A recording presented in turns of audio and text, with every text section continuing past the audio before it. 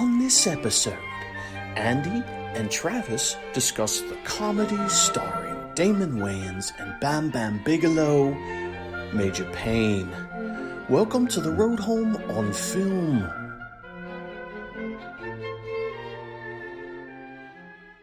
All right, folks. Well, welcome back to The Road Home on Film. Today, we have a triumphant return, and my God, it's been a long time. Travis from the Wrestle Special is coming back. How you doing, man? I'm wonderful. It has been a long time. It's like 2 years. Is that right? Almost 3 years. So the last time you were on the show was for Pro Wrestling Revolver's first show in Dayton, Ohio, which was the Catalina Wrestling Mixer, which was in August of 2017. Okay. Yeah. That's insane. I feel like, pandemic time flies by, but that has flown by too. So I don't even know what the hell to say about that. That's crazy.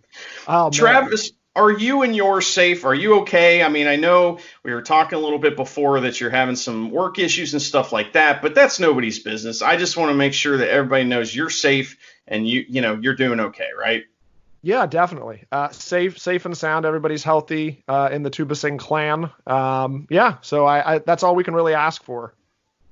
Well, tell me a little bit about the Wrestle Special. We're going to get into this fun movie today, but we got to tell folks right up front where they can find the Wrestle Special. And, there's episodes with me on there, which, if you love this, then you're going to love that. But I think the Wrestle Special is a unique show. It's different than anything else you're going to hear on any other podcast, which is really hard to do. How have you done this, Travis?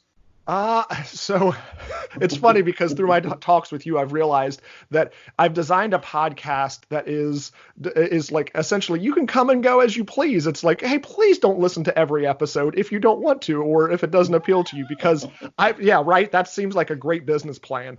For long and the short of it is, it's a pro wrestling podcast, sometimes about pro wrestling and sometimes not. And that's the simplest way to put it.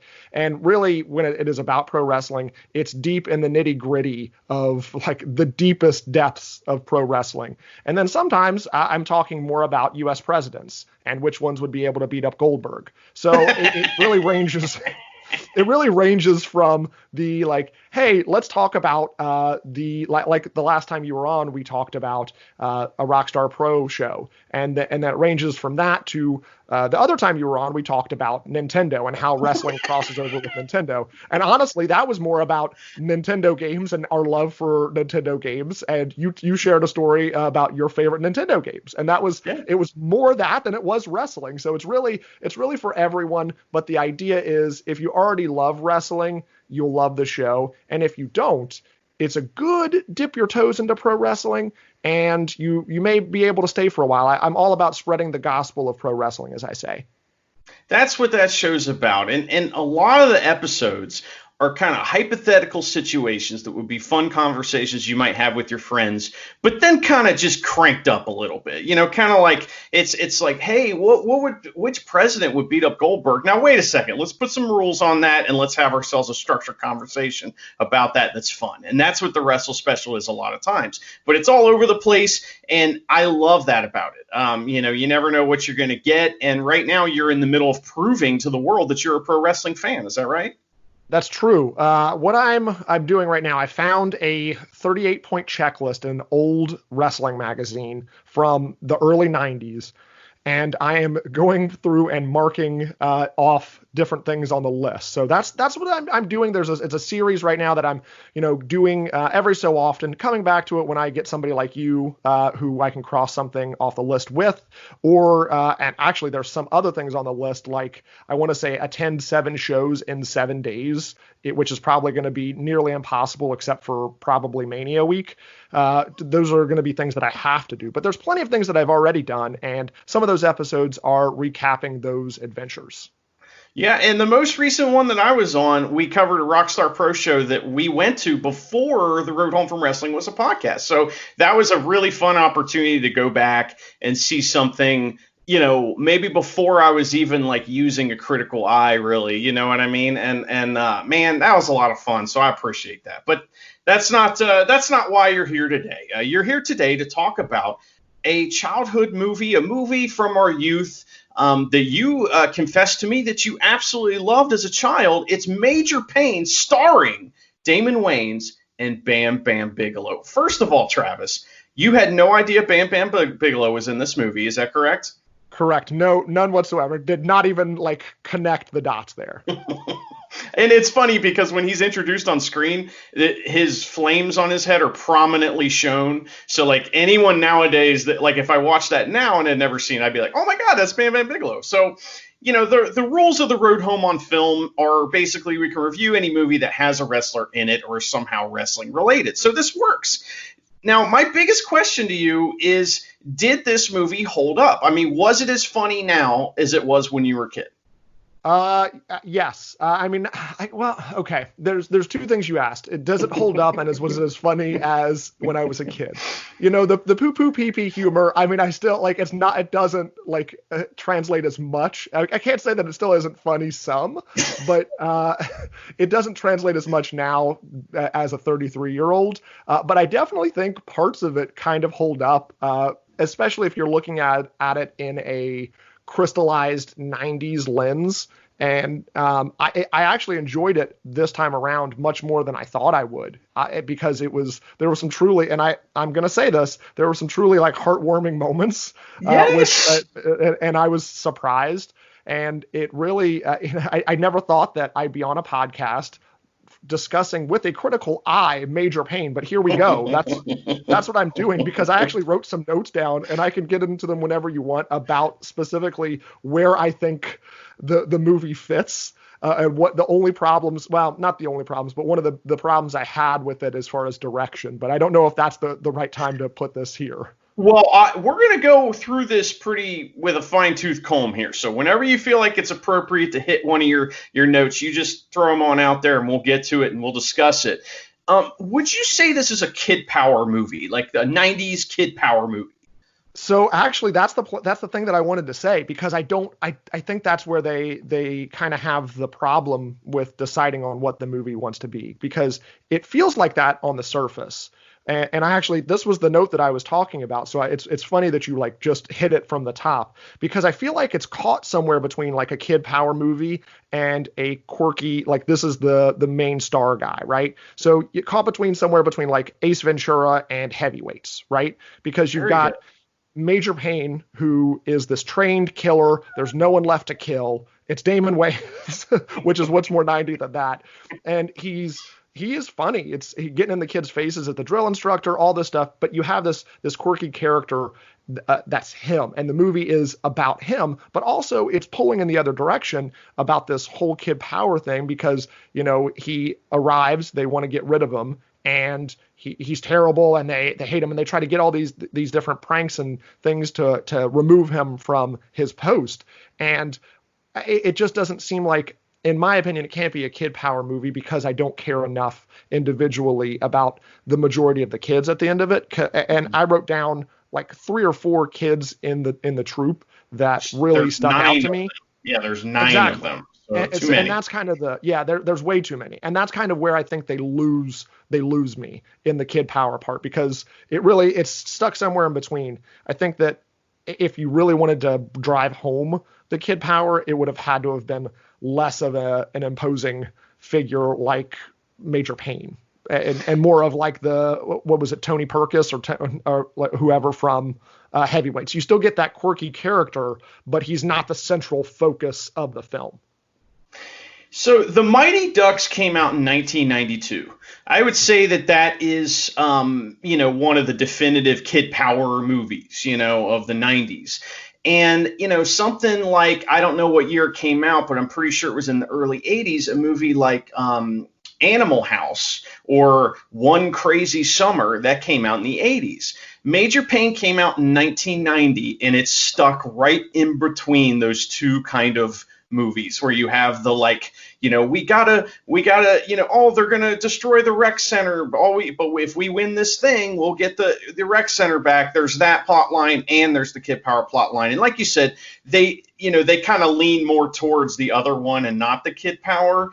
But it's I love this movie. I thought it was awesome. Now obviously there's a lot of humor that we're not going to discuss because it doesn't age well. There's some humor that we may mention and talk about, but we're not going to get into why it's bad or even repeat some of the words that are said. So, but would you show this to your kids?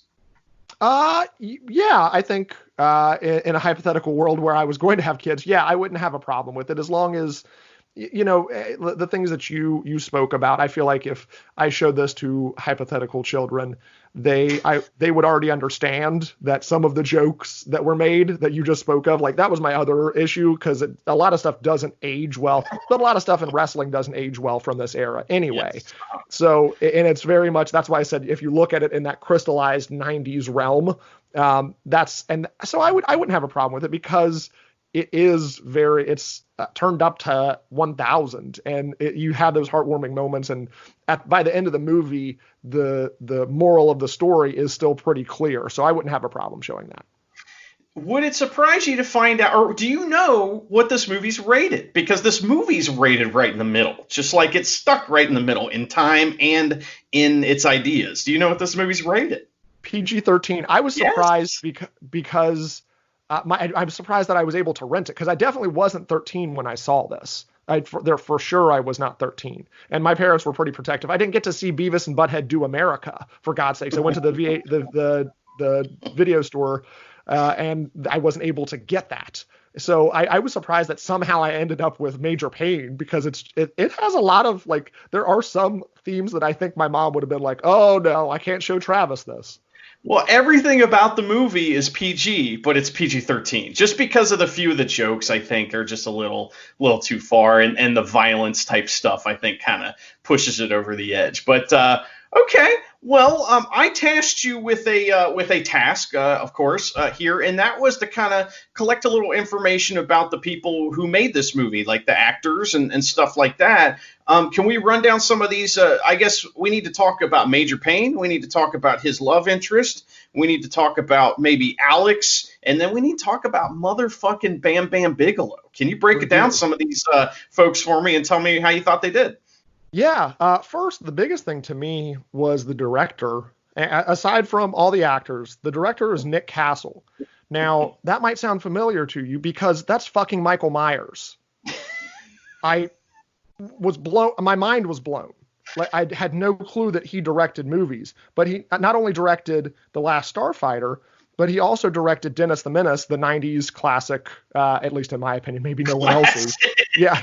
I love that movie. Fair enough. I love the TV show, so I love the show.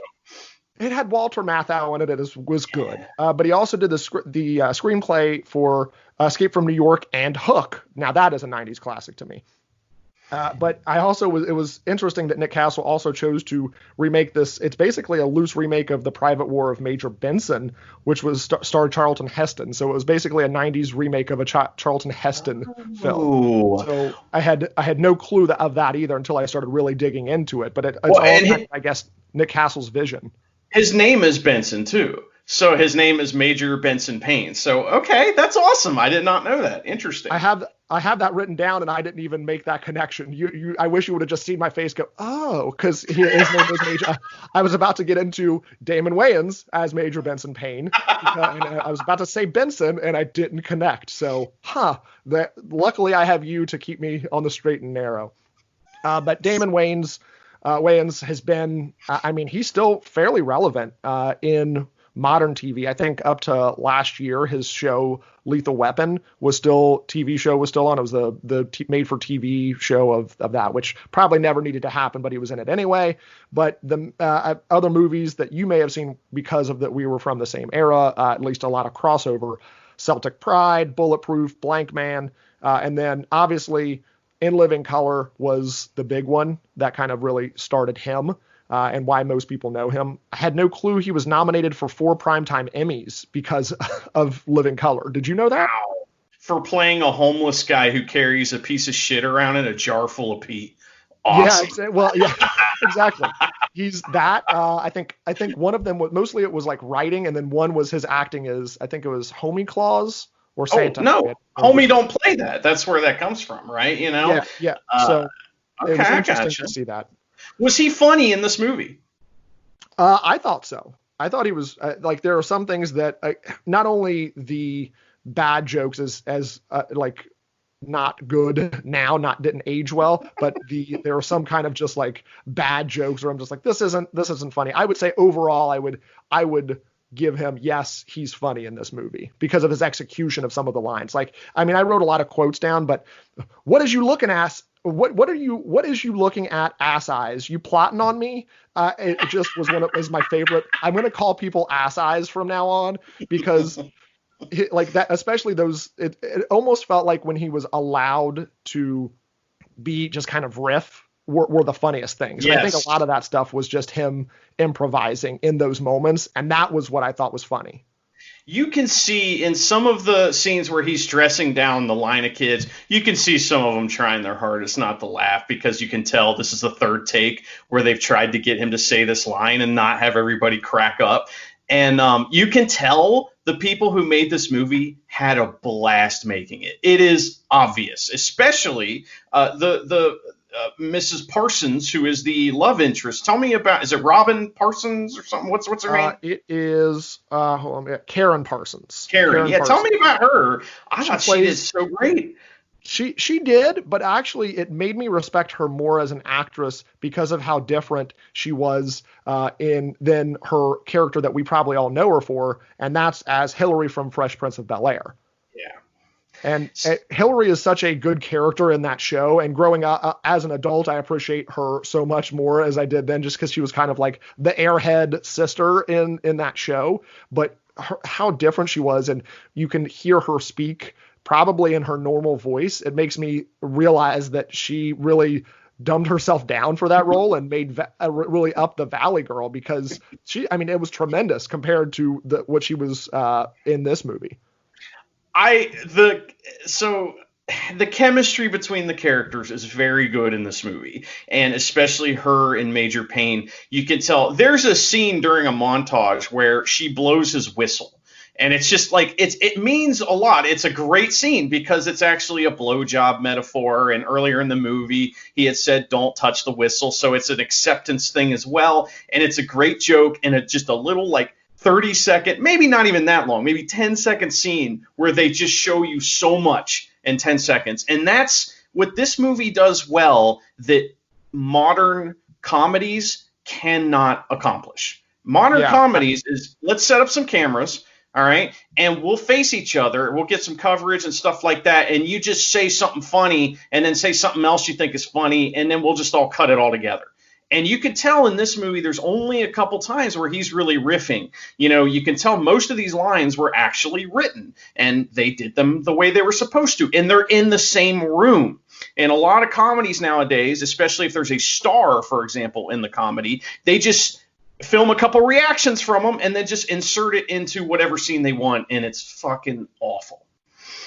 That's a really good point. And I think it's not something that I was paying as much attention to because honestly, I was engrossed in the movie. Like when you said that scene is a great scene, where they're running around the house, and it's right when you kind of start to see that shift. It's the montage of the shift in everybody's relationship together. And I never really thought about comparing that to modern film, modern comedy specifically. You're absolutely right. It's just all become kind of lazy. This is a well-made movie.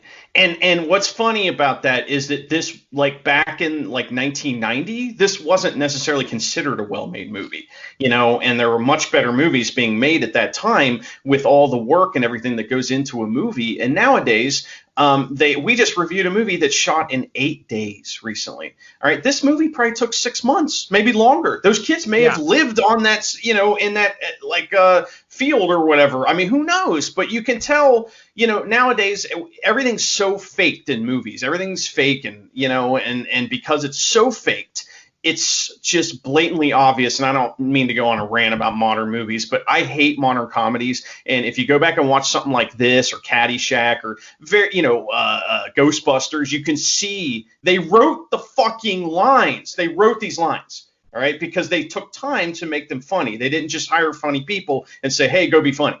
So I'm sorry. I don't mean to be angry. No, that's what the show's for. This is what this is for, is to be angry about modern cinema, right? What else are we going to do? There's been a couple of these episodes where I've gotten angry.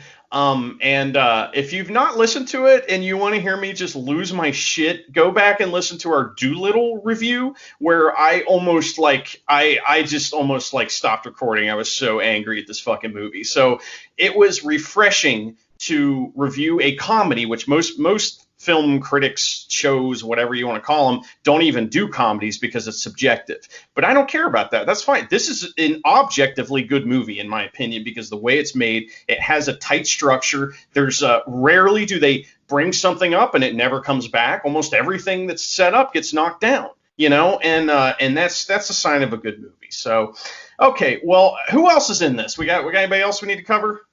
Bam Bam Bigelow. Bam Bam Bigelow. You also mentioned as I call him, the lead boy, Alex Stone, which also Michael Ironside was in this. Oh too. yeah, I don't know if he's awesome in it too. He's awesome. Yeah, and he was one of the top billed actors, even though he's only in it for one scene. But I'll hit on him. I'll hit on Alex Stone, Michael Ironside, and then we'll hit on Bam Bam, and then okay. If you're good with that. So Alex Stone was played by Steve Martini. I just thought it was really weird. I was scrolling down and I saw Steve Martin, and I'm like, who? What the fuck? And then I saw it was Steve Martini. So, which was that's who Alex Stone is. He was the leader, the oldest boy, the one Major Payne's hardest on, and then kind of who ends up uniting the squad. He really didn't do anything. Have you seen Bad News Bears? The old one or the Walter Matthau one? So the original Bad News Bears has this character named Kelly, and he's the older kid who's kind of a shithead and needs to get, needs a smack across the face to kind of learn who he is and all that stuff and learn how to be a leader. This is the same character. It's basically the same exact character, which is awesome. Yeah. But he really didn't do anything the rest of his, not to be mean, like he really was in a couple of episodes. There's a lot of people on this list that were on a couple of episodes of shows or throughout the 90s. Touched by an Angel, Law and Order, Murder, She Wrote. He was all on episodes of that. But he also, the weirdest movie he was in was Smiling Fish and The Goat on Fire, which, okay, cool. Whatever that is. Maybe a porno. I don't know. It's anybody look that up. It's a weird porno. Yeah. I mean, maybe that's a move. I don't know. But his dad was played by Michael Ironside, and his stepdad. Whoa, hold on, I misspoke. His stepdad, because they make a big deal out of that dynamic. But this was one of the heartwarming moments of the movie. But I'll let you. We'll get to that in a little bit. But he obviously has been in Starship Troopers, Total Recall, Scanners, Top Gun. He was probably and still probably is the best actor in the movie, bar none. But it was interesting because I wonder how much they were like, okay, we're going to dedicate just this much money for Michael Ironside. And then I sold him some tickets, so good for them, Probably. It's one of those things where it's like featuring Michael Ironside, and he's in there for this once. Everyone's like, where is he? Where is he? And then finally, the only person that I included on this list that had a name such as Soldier 1, Sniper, Injured Guy 3 was Bam Bam Bigelow as Huge Biker. That's right. It's tremendous. How do you feel about Bam Bam Bigelow as a professional wrestler, Travis? Love Bam Bam Bigelow as a professional wrestler. In fact, Living Dead, he's one of I think that it was a great choice to have him play Huge Biker, because I would still say, again, out of all the wrestlers living or dead, he would be probably in my top 10 list of people I wouldn't want to fuck with in real life, just for sure. And I think that his career is underrated, but for a big guy, being so agile and being able to do some of the stuff that he was able to do, he's amazing. And I think he's a standout wrestler, at least from his era. He was tremendous by all accounts. I mean, but one of the things that people don't talk about, I don't think, with Bam Bam Bigelow is his role as a veteran, where a lot of times his role was to come in and do the job to somebody in WWF and ECW in Japan, wherever it was, and make them look amazing. He was like a high-end enhancement talent that could be a main event guy if you wanted him to be. And I think that he is completely underrated for that ability, which, is one of those abilities that people don't even talk about in wrestling, is the ability to make your opponent look better, which is the fucking reason that some people are good wrestlers. And, so it's kind of weird that we don't talk about that much, but I think that he was one of the best, and he was perfect for this movie. If you put him in any movie where you walk into a biker bar and you walk up to the bar and you look over and there's a guy that looks like Bam Bam Bigelow, whose nickname is Tiny or something like that, he would fit in any movie in that role and knock it out of the park. He was awesome in this, don't you think? I absolutely agree. Yeah. That's awesome. Okay. Well, is there anybody else we want to talk about, or let's start getting into this plot here? Really, everything else was just like the other people I wrote down were just random cadets. The only one that I recognized immediately, and then we can get to the plot, is Chris Owen, who played Cadet Woolger. I don't know, whatever. It doesn't matter, because when you see the kid, he's like, it's that guy. And he looked the same as a 5-year-old as he does as like a 30-year-old man. And he's the Shermanator from American Pie. For some reason, I immediately recognized him from Ready to Rumble, but he was in a lot of those coming of age movies. Can't Hardly Wait. A lot of those kind of movies from the late 90s to the early 2000s. When you see him, if you look up his name, Chris Owen, you're going to be like, oh, okay, that guy. But that was really the only other person, because immediately I feel like I recognized him before I recognized anybody else. It was like, and he's like a no person.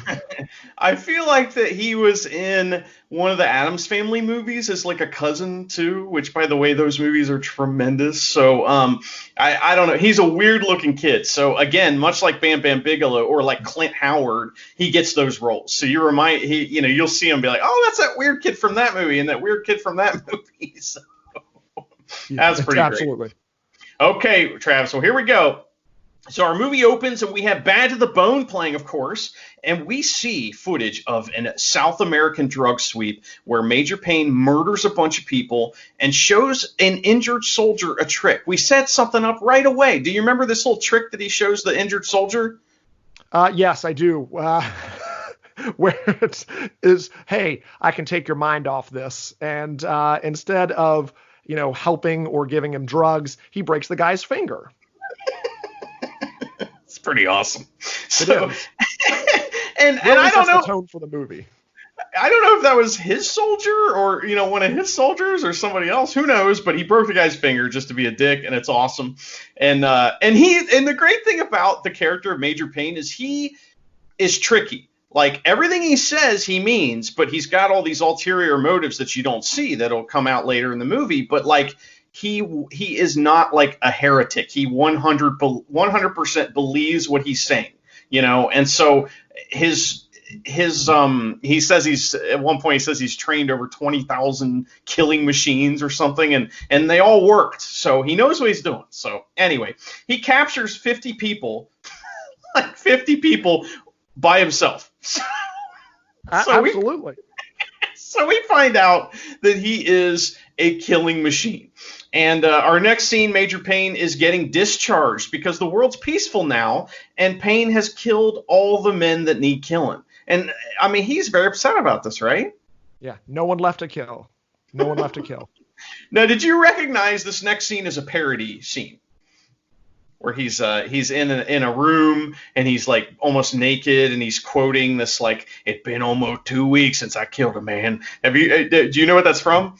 I do not. I figured there was, but I'm not a huge war movie guy, so that's kind of like those classic seminal films that have to do with that. I haven't really watched.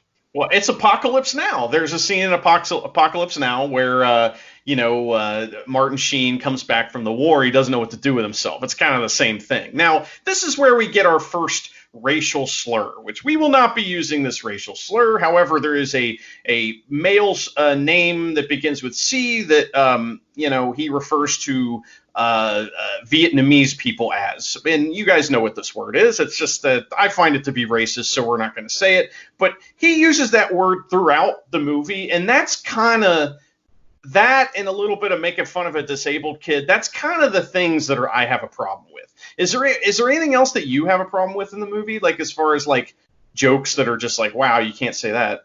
Those were two things. The other thing was, I'm one of those people that it's like, hey, if it feels good and doesn't bother anybody else, fucking do it. That's what is great about America, is you can do whatever you want as long as you're not infringing on someone else's rights, you know? And, what? I was just realizing what you were talking about. Go ahead. Yes. Oh, well, and it's like the whole scene where he later on punishes them by making them wear dresses. Right. And yes. I don't, that does not play well with me, because I don't give a fuck. And if you want to wear a dress, whether you're a boy or a girl, you could do that. So that's how I feel. Like, I'm going to do whatever the fuck I want. I'm going to spend money on a Macho Man Slim Jim display. I'm going to spend too much money on that. And no one can fucking tell me not to, because I want to do that. And that's the same way here. It's just like, that shouldn't be seen as a punishment, you know. Right. So that was the only other thing that I'm like, you can do whatever you want. So fuck off. Well, we'll get to what he's punishing them for, and it almost works, kind of, you know, but you're right. It's definitely wrong. So anyway. All right. So we have the Apocalypse Now thing. Apocalypse Now parody scene. In his room, he catches, cooks, and eats a rat. And then the pain he feels is that he must get a job. And that scene's really funny. Payne, we see the next scene where he's trying out to be a police officer. And this is how, you try out to be a police officer. They put you in a play. And in the play, someone's playing a victim, someone's playing the perpetrator, and you're playing the police officer. And what does Major Payne do in this little play here? Did you see this? No. What was it?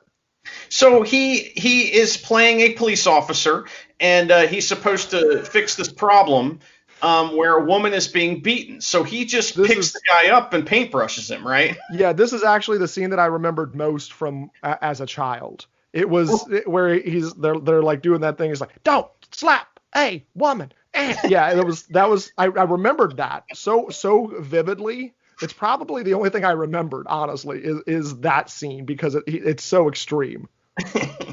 So he beats this guy up and he goes to the pokey. So this general that had given them information about how he would be fired pulls some strings, and Payne gets a new opportunity to teach at a ROTC school, although it's a school that has ROTC. He threatens. Okay, so as soon as he gets to the school, he meets a young recruit named Tiger. And this kid is 6 years old. Now, this is like a school where they send the bad kids. When you're a kid and they threaten, parents are like, I'm threatening to send you to military school, or in a sitcom, this is where they were going, right? Is this kind of thing? Yes, that like a boarding school, military. Well, I don't even know if it's a military school, because I realized this was another gap in my knowledge of being an adult versus being a child. I just thought it was like a kid army, I guess. I didn't realize, because I know that doesn't make any sense, but I didn't know it was like the ROTC program at a school. So it's definitely not a military school, because the headmaster is just kind of like, what are you here for? I don't even know about that. It's just like almost just like a boarding school. So, and that's just like one wing of the boarding school is the ROTC. Well, he meets Tiger, and Tiger is upset about something. So he says, hey, you want me to teach you a little trick to take your mind off that? And he's threatening to break the kid's finger, which is most of this movie is Major Payne threatening or actually doing violence to these children. And it's that part I am not going to leave in the past. That part's funny. I don't care. I will defend it. So Payne... He also, the little kid is saved from having his finger broken by, and I'm confused about what her name is. Is it Wilburn? Is it Wilborn? Is it Walburn? What is her name? According to IMDb, it's Walburn. Okay. All right. Well, Miss Walburn, and that is, the lady from Fresh Prince of Bel-Air, which, by the way, I had such a crush on her when I was a kid. And there's many scenes in this movie where she is giving him the pretty eyes, and I'm just like falling in love all over again as a kid. Wow. Unbelievable. So that's one thing that you can't use. You already said this in different words, but that's one thing you cannot, you have to give this movie, is that does cause emotions, whether those are laughing or those are, hey, I'm in love with this beautiful woman, or, oh, I feel for this child. It actually elicits emotions. And someone's mowing outside my house right now, so we're going to have to deal with that. So, fucker, I had to go out there and rip that thing off and throw it on the ground and kick it around a little. Let's see. That's probably my favorite joke in this movie. All right, so Payne is now in charge of the ROTC. He meets his boss, who's a super crazy old guy, and then he meets his recruits for the first time. They boo him, and he just starts shooting in the air, which is a good, that's kind of how this movie is, right? His solution to everything is violence, right? Yeah, without a doubt. He doesn't know how to deal with any emotions, and it's just like, oh, this can needs to be opened. I'm just going to nuclear bomb it, basically.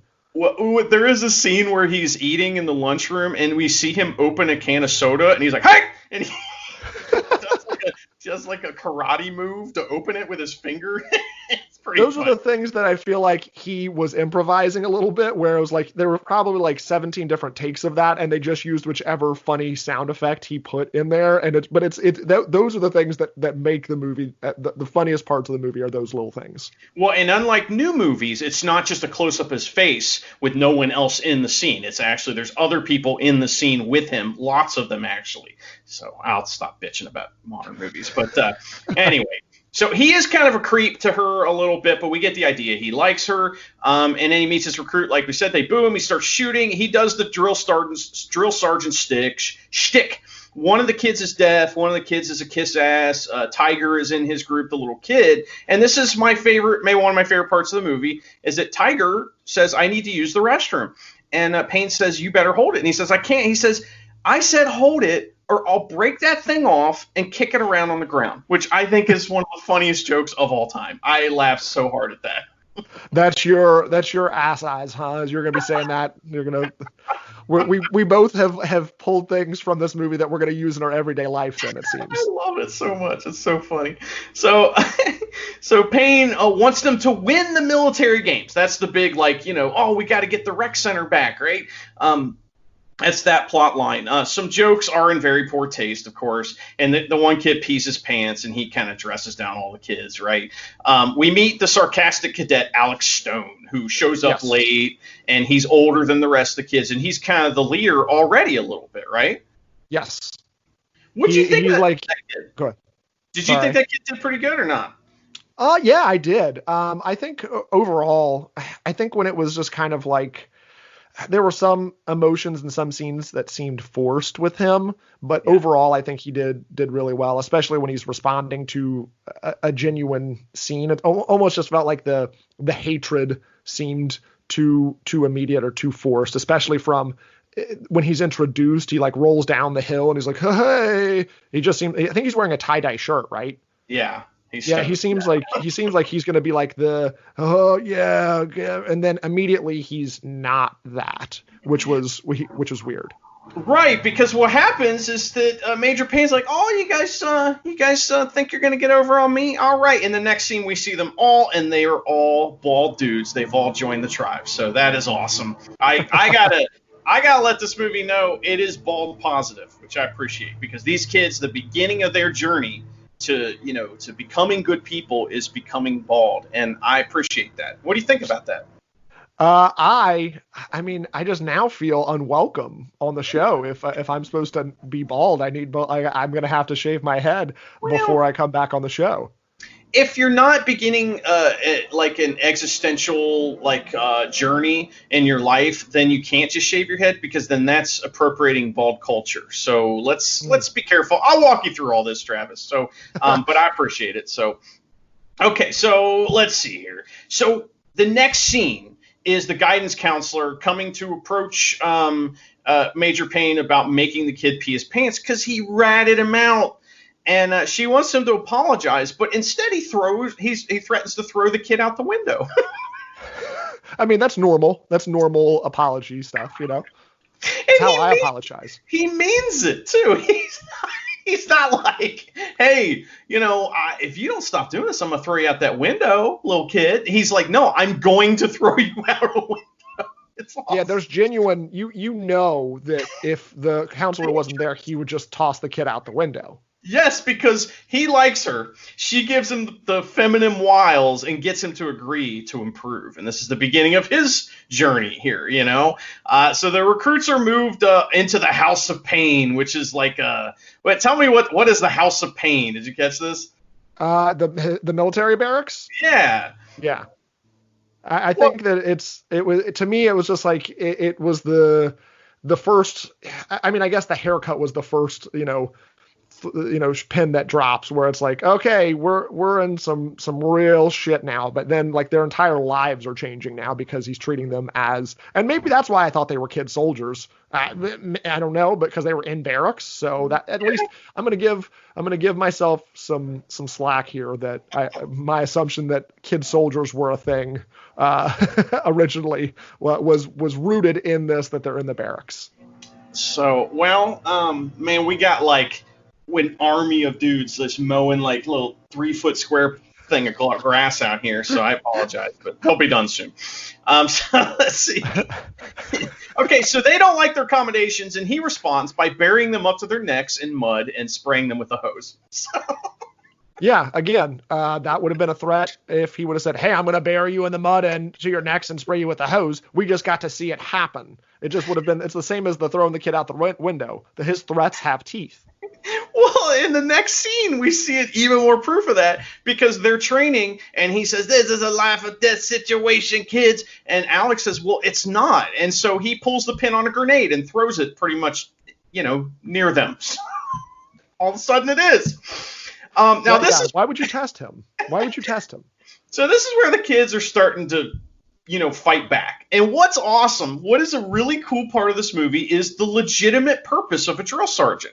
If you've seen Band of Brothers, that's probably the best real example of this, in film, where the idea with a drill sergeant is that he's supposed to treat everyone like shit and make him the enemy. So they have to, the recruits, they have to combine their efforts and use teamwork to defeat that enemy. And that's what the drill sergeant's purpose is. So that's what Major Payne is doing. But we just see him, abusing children. When you're watching the movie, you're like, oh, he's just hilariously abusing children, basically, right?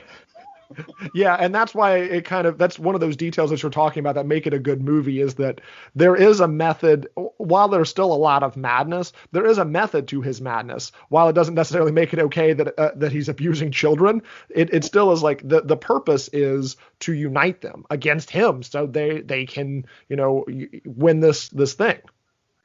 So I'm going to let you describe this poison scene. So they plot to poison him, right? And they want to, give him this ultra laxative that's going to basically kill him pretty much. So yeah, again, pee poo poo humor, 90s film, they go hand in hand. This is where the kid power aspect is kind of like really taking over, and where you get those big kid power scenes where he's having lunch. And the kids have strategically positioned themselves at different ends of the lunchroom. And one kid is kind of the lookout. And they say that Major Payne needs to leave to go do something right before he gets to his pink iced cupcake.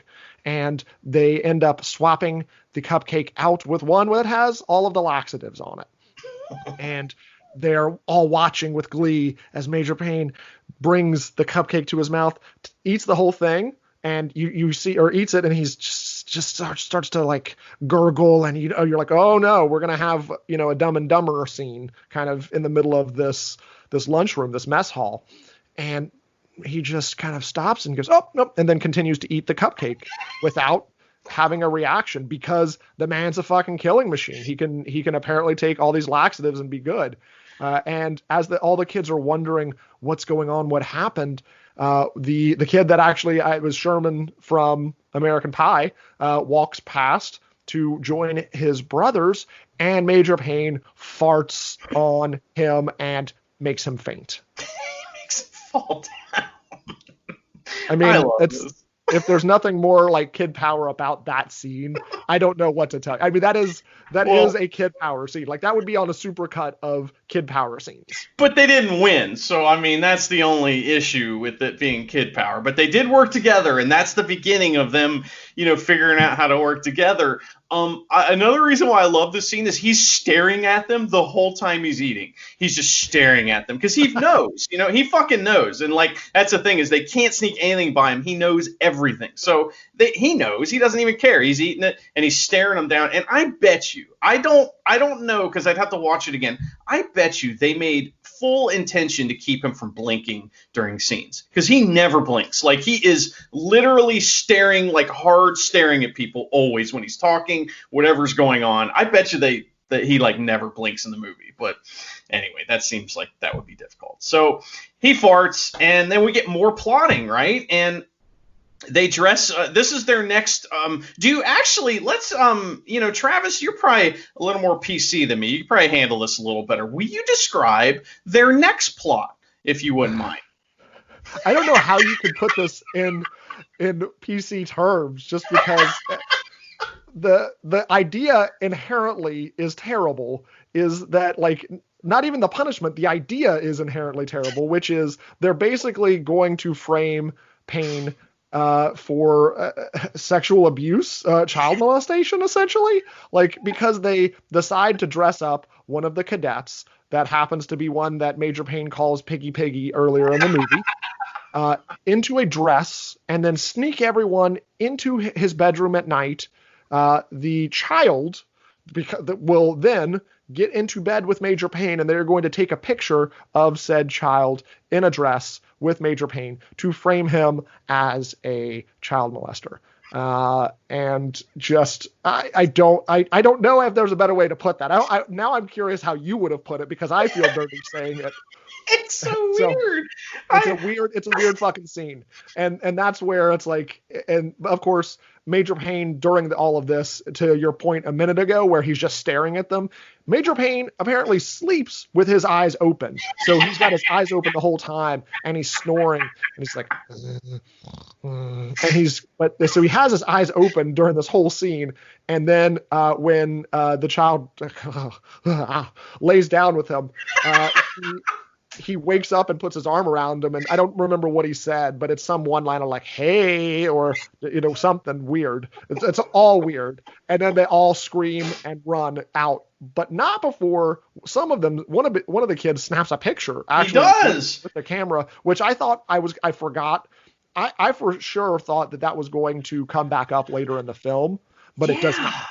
I feel like that the cut that I watched, which was on Amazon, or on, the Starz network on Amazon, but I feel like it's missing a couple scenes, because I feel like I remembered that he dispelled that somehow, or that ended up like going to the dean or whatever. I can't remember. And there's also a scene, like another scene that I thought was in this movie. But then again, who knows? I was 10 years old when this came out. I watched it in my teens mostly, but the brain's a crazy thing. So I'm glad I'm not the only one that remembers it that way, because I felt like it came back later, because I ended up watching the same cut as you on Starz. And here, just we gotta do this, because I'm gonna try to get you a Starz sponsorship that you'll have to kick me some money if you get it.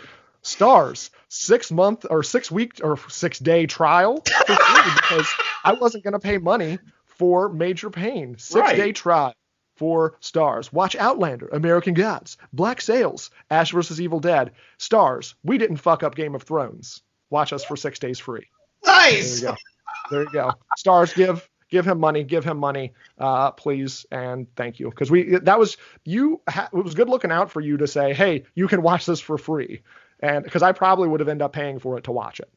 Well, I wouldn't let you do that, man. One way or the other, we would have taken care of that. So anyway, all right. So we get out of this whole kid in the dress scene, which is fucking crazy. He punishes them, as we mentioned, by making them run around and chant disgusting things while they're in dresses about squatting, and how he makes them pee sitting down and whatever. He demeans them.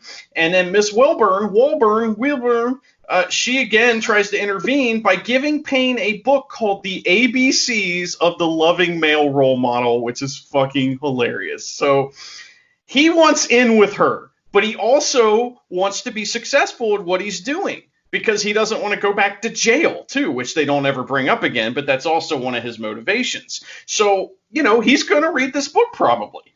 Now, this is probably, this next scene is definitely the one that I remember the most. And this is a quote that I have used many times in my life, probably in inappropriate situations, where, we have the scene where Mrs. Wilburn, she is mad at him, all right, because he is being insensitive to the child, the young kid, and he tells her that what Mr. Payne or Major Payne tells her what he thinks of the situation. Do you remember what he said here? Maybe what you need to do is pop your titty out his mouth and let the boy grow up. Now, hang on a second, Travis. I didn't hear you. Did you stutter? Because I didn't hear you. Maybe what you need to do is pop your titty out his mouth and let the boy grow up. The fact that she makes him repeat that and then he repeats it again to her makes the joke twice as funny, literally twice as funny. I love this joke. I think it's so funny because she's so angry. Yeah, she really is. Like, she's fuming, and that's one of the things. This is one of the scenes she shined in because she had that smoldering look and doesn't laugh. Because the whole line, the whole movie really is absurd. The character of Major Payne is absurd. So him saying that with a straight face, knowing the character believes the words he's saying, it must have been tough to keep a straight face with that. Well, and he's right a little bit though. Because he says, you need to quit babying him. And she goes, I'm just being protective. I'm not baby. So she starts to realize that maybe he's right a little bit. And this next part is great because the kid interrupts them to, let's see here. Is that right? So, yeah. Okay. So the kid interrupts them and he walks back in and says, there's a man in my closet and I can't sleep. And that's why I'm scared. So Major Payne goes, all right, you want to see some sensitivity? He walks up to the closet, fires like 8 rounds into it and says, if he's still in there, he ain't happy. The little kid hugs him, and then he puts the kid in like a chokehold. So, yeah, and that's like that would have been I wish that was where the transformation started to happen, but I guess it makes sense because that was probably my favorite scene because Major Payne is being nurturing in his own way. Like this is where he starts to do that, and the best way that he knows how to solve this kid's problem of thinking there. And first off, the kids, the quote is like, the man in my closet is back. And it's just like, what the fuck? That's scary. So no wonder the kid was scared. And the best way Major Payne knows to go up there to make the kid feel better is walk up there and fire 8 rounds and like the guy's dead. Whatever's in there is dead. And like that genuinely makes the kid feel better. I'm going to say this, and I don't mean that my dad actually shot up the closet, but this is similar to what my dad did when I was a child. When I was afraid of something at night, he would use logic to disarm the fear. So one day I thought there were robbers out on the 7 acres that we lived on where I grew up. And he said, I wouldn't go to sleep. I couldn't go to sleep. And he got me out of bed, gave me a flashlight, and we walked the whole 7 acres together to show me there were no robbers. So that's what this made me think of is that he's dealing with it the best way that he knows how, because he truly does care. He does. He wants this all to work out, for a couple different reasons. In most movies, especially shitty comedies, the main characters don't have any motivation and we don't know why they're doing the things that they're doing. He has more than one reason that makes fucking sense. Pay attention, movie makers. Anyway, all right. So next, I'll set this up for you, and then I want you to knock this down here because we got the kids plotting. They're angry. They have another plot, and they collect money from each other, and we get to see this plot come to fruition in the form of Bam Bam Bigelow. Tell me about this scene with Bam Bam. So this is kind of the build. Immediately after they get done running around in dresses, they're all pissed. And they all decide to pool their money together for an unknown reason, an unknown solution to Major Payne. And that turns out that the solution is Stone is going to hire a biker, a Bam Bam Bigelow. That's where all the money went, to come and take out Major Payne. So the scene begins by Major Payne seeing them kind of make fun of him, and he makes them drop down and give him 20 or 30 or whatever. And you hear the motorcycle rev in the distance, and the kids are all watching. Payne turns around And that's where you get that great scene of this huge biker stopping his bike and taking off his helmet, and you see Bam Bam Bigelow's trademark head tattoos, the flames on the head, the skull. Another, again, like you said, bald man positivity. Here is another example. So Bam Bam, Major Payne's kind of just ignoring it. The kids are watching kind of in the background, and Bam Bam just screams, "Are you Payne?" or "Are Payne?" And Major Payne turns around and goes, "Fee fi fo fum, what beanstalk you fall from?" Which is great. Again, another thing that I think they probably did 17 different takes of just random things that he could have said to him. Oh, he didn't write that off the top of his head. That was a line for sure. I feel like he did. I feel like he had. Maybe you're right. That is a line.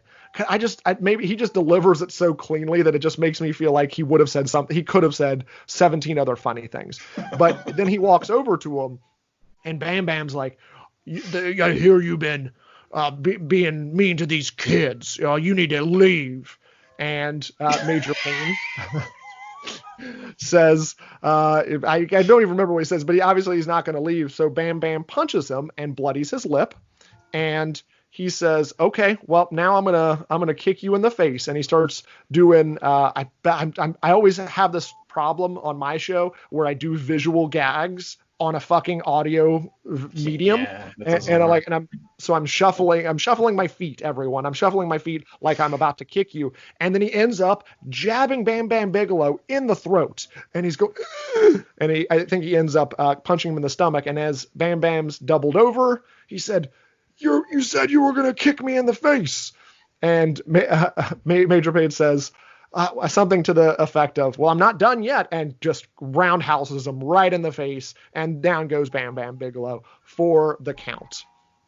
Yeah, and we see a scene of the kids, watching this. We see their reactions, and they are like, fuck, because he's invincible. You can't defeat him, And so they're starting to realize, oh, shit, we are fucked here. And Major Payne, I think one of the funny things, too, is when Bam Bam punches him, Major Payne likes it. He's like, oh, I get to beat this guy up. Awesome. Yes. Yeah. He has now he can act. Now he can act on his his desire. Right.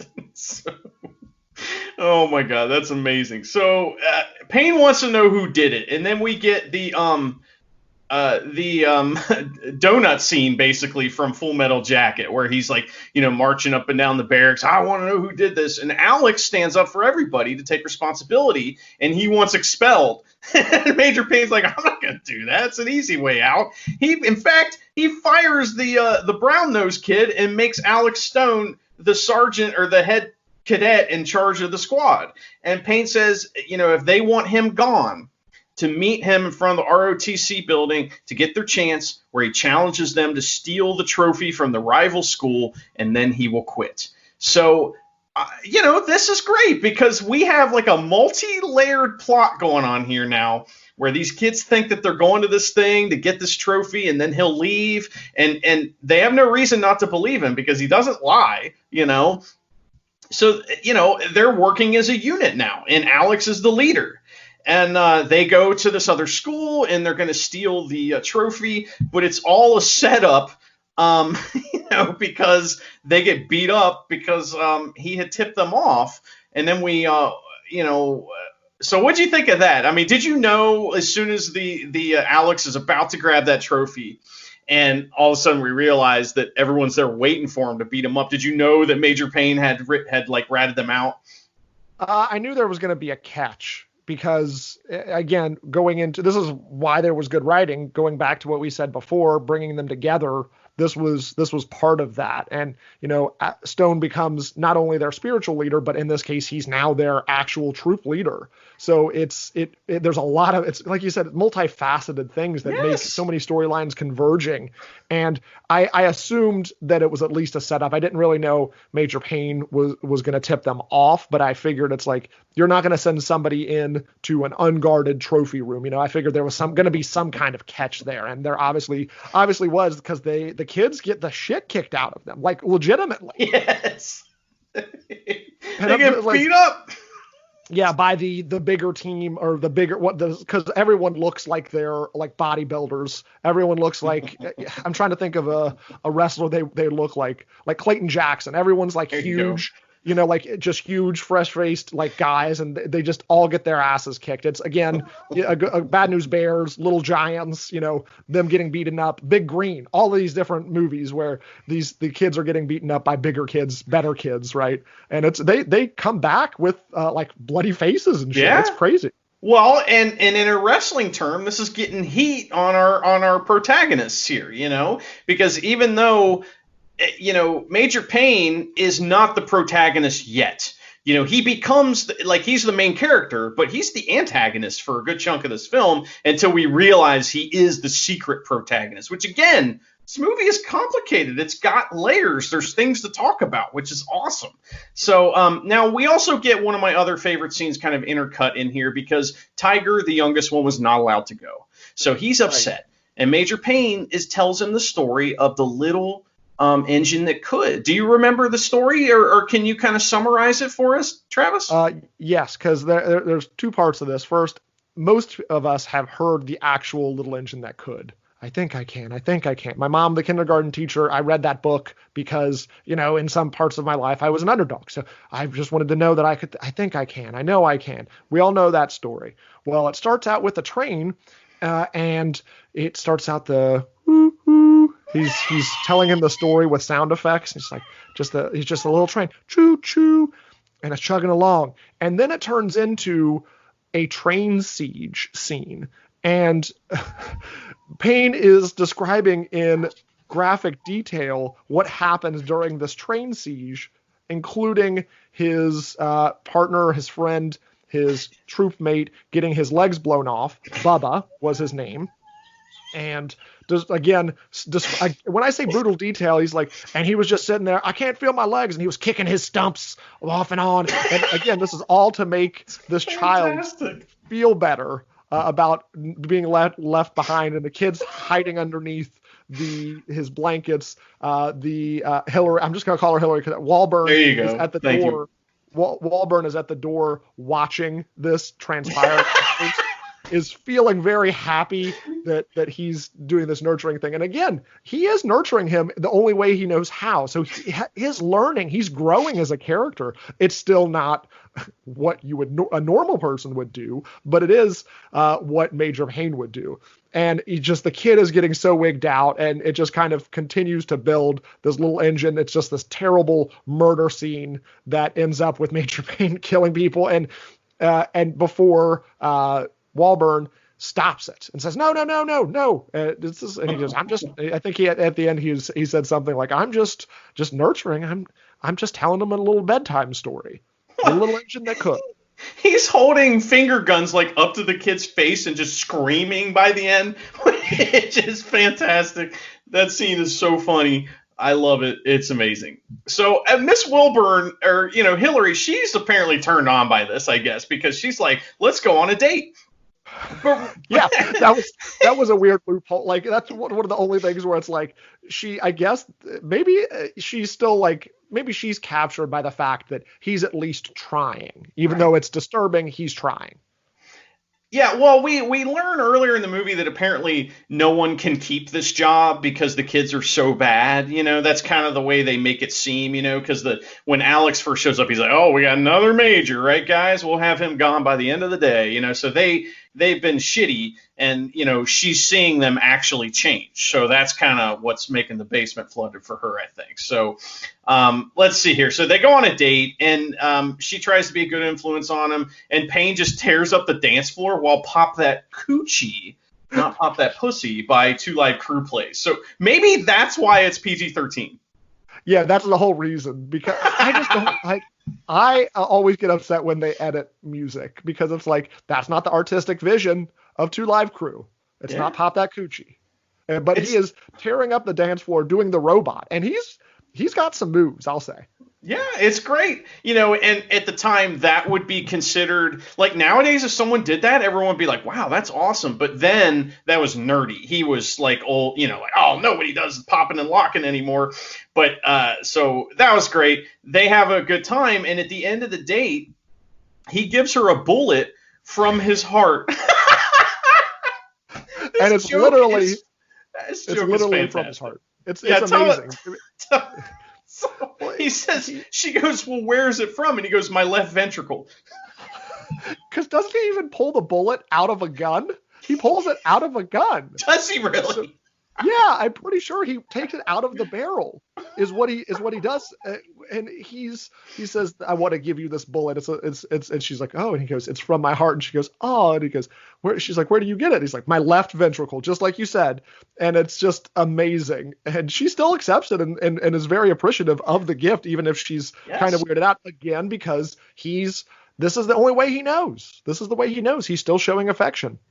Well, and there must not be any other men within like 1,000 miles of her or something like that. That might have something to do with it too. So. Very, very true. Aside from the headmaster, I guess. Right. Yeah. Well, maybe she's already run through that guy. That's why he acts that way. All right. So that was fun. And then we have Alex confronting Major Payne, and he says, "Oh, it was all a trick," to make Alex want to win the trophy, because Alex is like, "Well, I want the trophy," and he's like, "Okay, well, do you want to earn it?" He's like, "I don't care, I just want it." He's like, "Okay, well then you're gonna earn it, and when you get it, then I'll quit." So he's still gonna keep his promise, but they have to win the trophy now. It's awesome. It's really good storytelling. It works. This is the fun part with Michael Ironside. He shows up. Tell me about this scene here. This is great stuff. So he shows up, like it's parent visit day, and he shows up completely drunk, just absolutely shit-faced. And Stone meets him in this field and says, why are you here? He said, it's Parents' Day. I pay for this. Blah, all the typical evil step parent things. And wants to make Stone salute him. And Stone is saying no, so he slaps him. And Stone gets up again and says, I'm not going to salute you. And as Ironside brings back his hand to slap him again, he brings it down, and Major Payne catches it and said, that's the last time you're going to slap this boy around me, and throws him away. And Payne does it, for being a killing machine, he really dispatches him in a aggressive way, where Ironside then gets mad and swings at Payne, and he kind of moves around, and he ends up on the ground. He comes to the rescue of Stone, and he says, get out of here before I kick your ass, essentially. And Ironside eventually leaves, tail tucked between his legs, and really cementing Major Payne wanting the best for the children, and also kind of that, I guess, no one gets left behind, we protect each other mentality. And again, another thread there that, hey, even if you don't like me and we don't get along, I still have your back. We also get to learn why Alex is the way he is.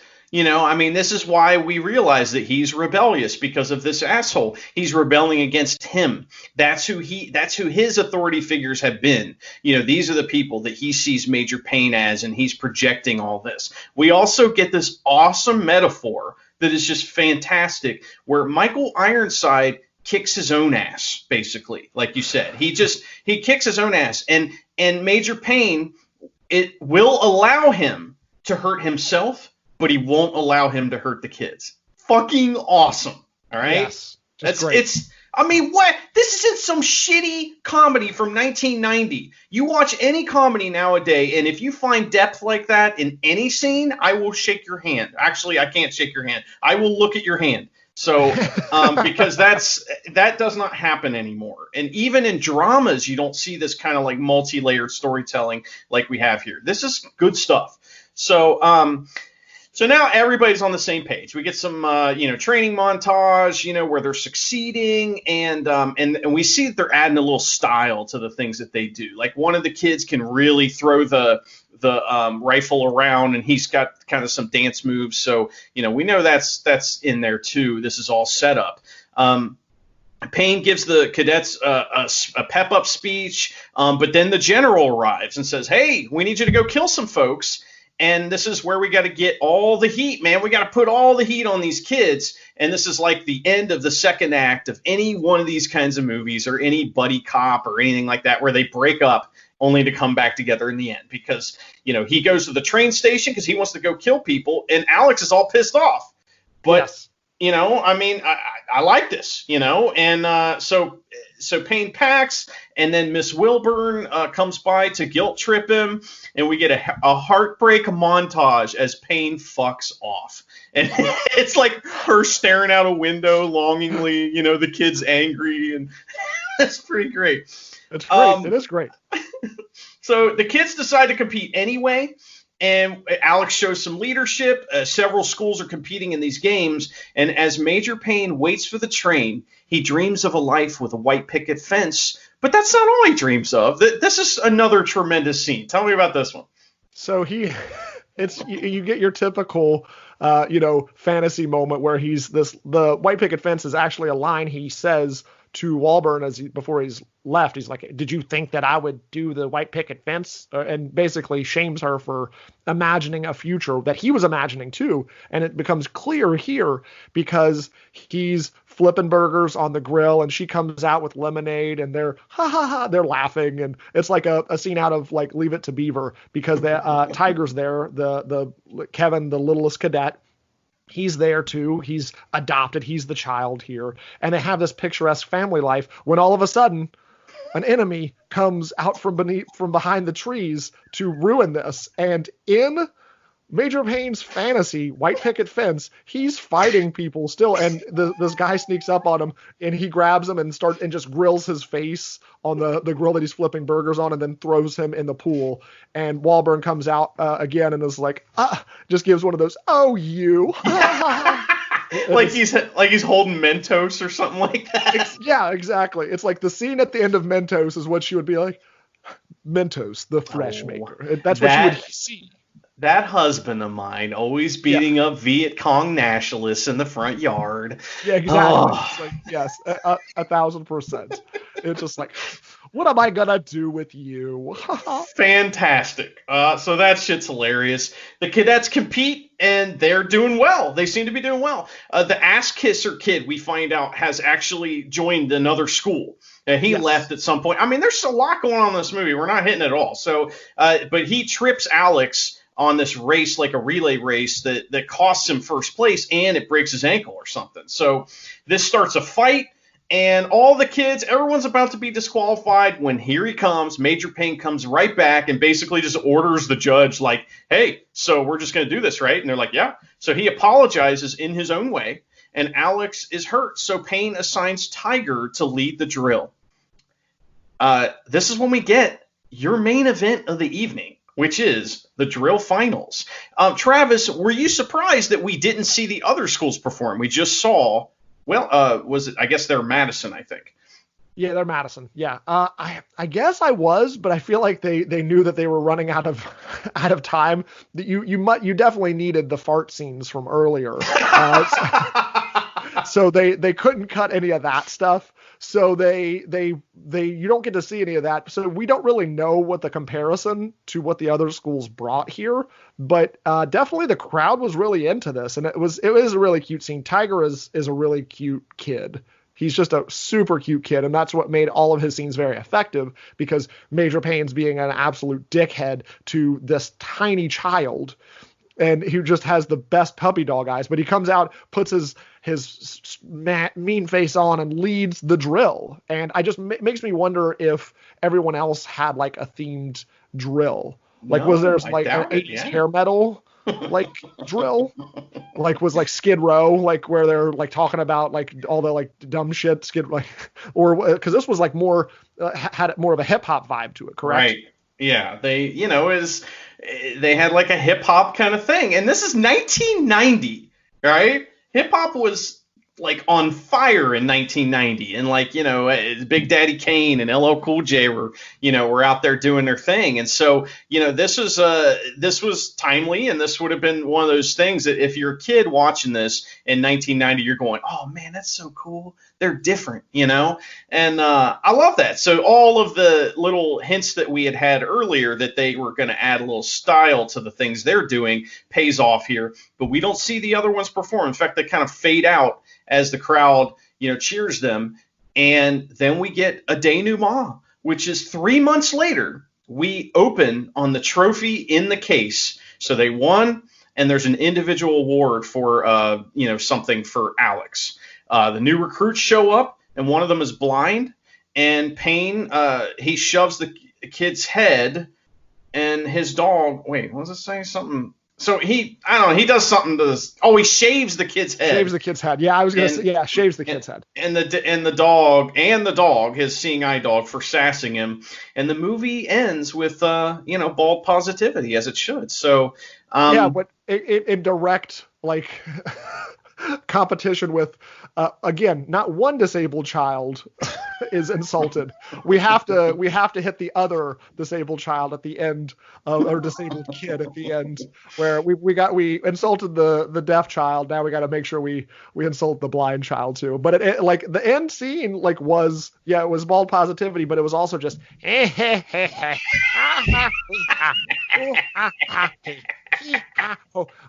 isn't what it was. Yeah. I'm not just. That is a pretty good. Would you say that was a pretty good impression? Oh, you nailed it. Yeah. I mean, I was picturing you with two gold teeth and like a military hat on and everything, So, man, this movie's awesome, right? I think it totally holds up. I think it's great. It's got some off-color stuff, but I mean, it is what it is. It's from 1990. What are your final thoughts, Travis, on Major Payne? I did not think that I was going to like it.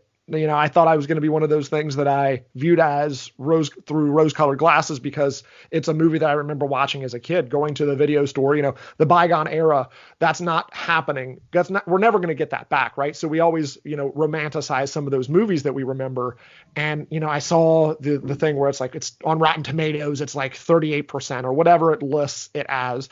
And, I didn't really expect a lot, but there are a lot of nuanced parts to this movie. There's great acting, there's great storylines, and I was so pleasantly surprised at how well the movie held up in it now, 2020. I obviously, again, removing the off-color jokes, that's not going to hold up, but everything else from a writing standpoint, comedic timing, acting, everything really fit really well together. It's a fantastic movie. I highly recommend it, especially if you're a Bam Bam Bigelow fan and everything. And it's just, I'm really glad that we got to do this, because this was a lot of fun.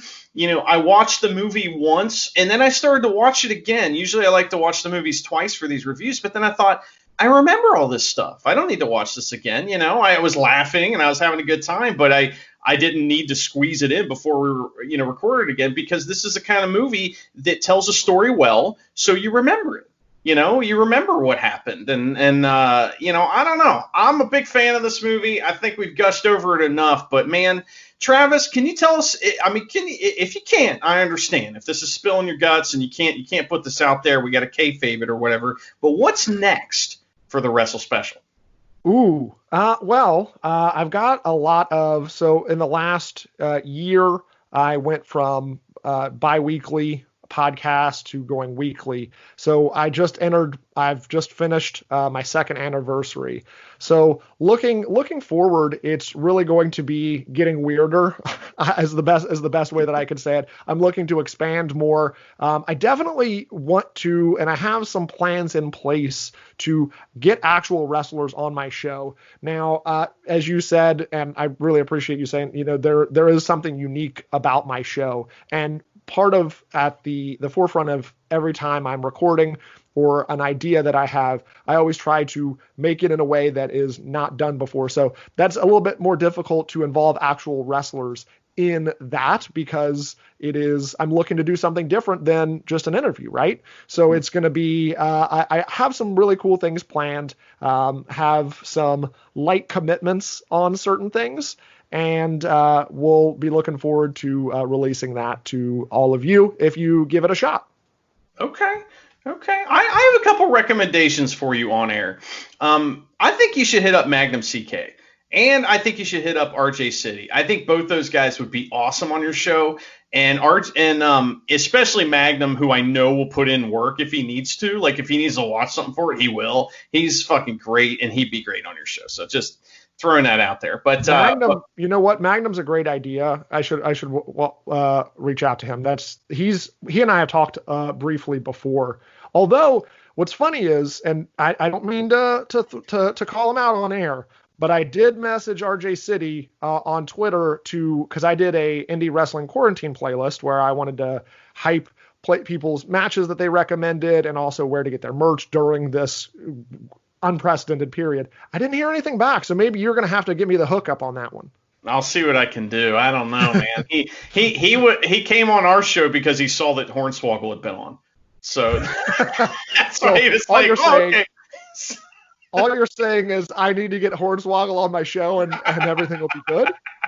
It's okay. That Hornswoggle interview was like pulling little tiny teeth. I'll tell you what. So anyway, but man, I really appreciate you coming on. I've been wanting to do this for a long time. I'm glad we got to talk about the Wrestle Special and this awesome movie. Are there any thoughts? I mean, first of all, do you have any questions for me? And second of all, do you have any thoughts that you'd like to leave our listening audience with today? Honestly, I want to ask you the same question you asked me, which was, does this hold up? I think it's a big yes for you. It's a resounding yes is my guess. But do you have, did it live up to your expectations when you were younger? Did you remember, did it live up to that or surpass how much you enjoyed it as a child? I liked it more now, honestly, because and one of the reasons why is a personality flaw that I have, and that is if someone I know, and I don't do this as much as I used to when I was a kid, if someone I know is obsessed with something and won't shut up about it, I hate it all of a sudden, which is ironic because I'm always obsessed with things and won't shut up about them, But it's for some reason I have a friend who loved this band called Humphreys McGee, and he would always take my CD out to put that in. And so eventually I came to the point where I don't ever want to hear Humphreys McGee again. And if I hear them, I'm going to choke somebody, Meanwhile, they might be a great band. So I had a friend who loved this movie so much and would never shut up about it. I rented it with him on a Friday night as teenagers 10 times at least. To the point where I don't think he ever took it back at one point. I think he just kept it and bought it from the video store for $50 or whatever it cost because he loved it so much. So I had fun with it, but I was kind of like, okay, that's his movie. He can love that. I'll find a different movie that I love. So, but as an adult, I love this even more. I got to see the depth that I never would have seen as a kid of the different, kind of ways that they weave all these stories or, all these threads of the story together. And I just really appreciate it. Now, here's another thing, though, is I have, I've seen a couple good movies lately, but some of the movies we reviewed for the show have been terrible. So, part of this was a little bit of me going, oh, my God, this is good. I can't believe it. So, I mean, that was a little bit of that's me. Maybe not everyone's going to, dance around singing the, praises of it like I will. But I just thought it was an excellent movie. And when compared with modern day comedies, which I fucking hate, I'm sorry. I'm sorry if people love The Hangover. It's a piece of shit compared to something like this. All right. And what I mean is that the way it's made and the idea of let's just get some funny people and let them do whatever. We don't need to write. We don't need to put any effort in. We'll just let them do it. Like Judd Apatow movies. That's how they're made. They're terrible. And the stories may be fun and there may be some funny jokes in there, but the movie's a piece of shit because it's poorly made and it doesn't do that thing that this movie did, which was make me feel stuff. So, when you use the language of film properly and you have your camera set up right because you know what you're doing and you use more than one of them and you capture all of the action the way it's supposed to come, in the way that classic movies are supposed to work, then it actually works. It's crazy. It's almost like, if people avoid, doing their finisher to the end of the match, it makes some impact there at the end, and instead of doing the finisher the whole time. And, so it's much like pro wrestling in that way. But yeah, I really thought it held up. I mean, let me ask you one more question before we jump off here. Sure. I have an idea of here's an example of what I think is the best comedy, the comedy that holds up the best from when I was a kid is Pee-wee's Big Adventure. Like, to me, everything in that movie is still hilarious and just completely just makes me laugh so hard. Ghostbusters, another good one like that. But what's like a movie that you've seen as a kid that you watched and held up really well? I think Pee-wee is probably up there, honestly, because I think it's become more funnier as an adult because you can appreciate the weirdness in a different way. And you know what? I don't think I've really watched like some of the movies that I remember. Actually, I was having this thought when we were talking, and that was I'm going to have to say Billy Madison, even if I haven't watched it recently, because there's a lot of nuanced things through there. Like I'm thinking of, there's a reason he is going back to school. Even though the premise is completely out there, there's a reason for his actions, and there's a character arc in him his triumphant victory near the end, and there's things like Steve Buscemi, that's a call, like it's a callback from, he learned and addressed the things that he had problems with in high school. One of my favorite scenes is when he puts on his denim jacket and the Strokes playing in the background, and the Stroke became one of my favorite songs because of that. Now, to this day, I always feel cool, even when I know I'm not cool, when the Strokes playing and he pops his collar. And when Billy calls him and apologizes for that, Steve Buscemi he crosses his name off a to kill list, and I don't remember what song is playing, but it's like Blue Dreams, Black Nights, and he's putting on lipstick. And then there's like 30 minutes later, he saves Billy. It's just there's if you look at it through that lens, the lens you're describing with modern comedy, I would say probably Billy Madison. Even though I haven't seen it within the last few years, I would say Billy Madison probably would still hold up to me. I still quote it. Stop looking at me, Swan. It's whenever I take a shower, I see my wife's conditioner, and it's very hard for me not to be, shampoo is better. It goes on first and cleans the hair. Conditioner is better, and that's, I think those are the things where I still think it would hold up now. I would still appreciate it. It would still be funny if I watched Billy Madison for the first time today. Peeing your pants is cool. What can I say? That movie's a very good movie. I think it's funny, and oh, how that man has fallen. But anyway, all right. Well, I hope you guys enjoy. Go ahead. I'm sorry. I just didn't know. You're good. I'm sorry. I didn't mean to cut you off, because I just had a thing where could that qualify as a movie on the road home, because there's no wrestler in it, but there is a fake wrestler in it. Captain Sano, right? Or is that? Yeah. But no, that's Captain Insano's Waterboy. Yeah, that's Waterboy. The Blob or the Mass or something. The principal is. Oh my God, that's right. He's like the green. He's like a blob. He's a masked wrestler. That's right. Well, I'll look into it. Okay. We'll see. Because man, I'd love to talk about that movie. But as you could tell, I'd love to talk about that movie. All right, we'll see what we can do. But all right, well, where can folks find the Wrestle Special, and where can they find Travis Tubasang? You can find the Wrestle Special on Instagram. It's probably where I'm most active. The Wrestle Special at The Wrestle Special. On Twitter at just Wrestle Special. I don't do as good a job at Twitter as I should. You do a phenomenal job, and whenever you're promoting, I'm like, man, I suck compared to you with Twitter, because I need to get better at Twitter.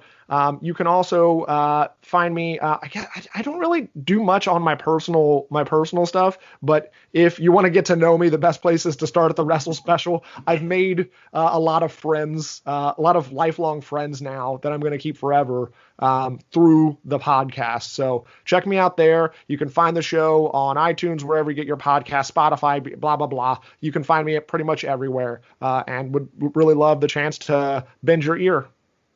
Yeah, I think anyone who enjoyed this episode will enjoy that. Even if you didn't enjoy this episode, you're going to love the Wrestle Special. It's a much better show than the Road Home from Wrestling as far as like the mechanics of it and the way that it's made. And he, Travis, you put a lot more work in your show than I do, which I know might sound shocking to you, but you know it's true. So, but if you guys want to hear a half-ass podcast, you can hear the Road Home from Wrestling, this show, and you know where to find us. You can follow us at the Road Home FW on Twitter and Instagram and Facebook. And you can follow me at Drusifer Tweets. For me and my guest Travis Tubasang of the Wrestle Special, thank you guys so much for listening.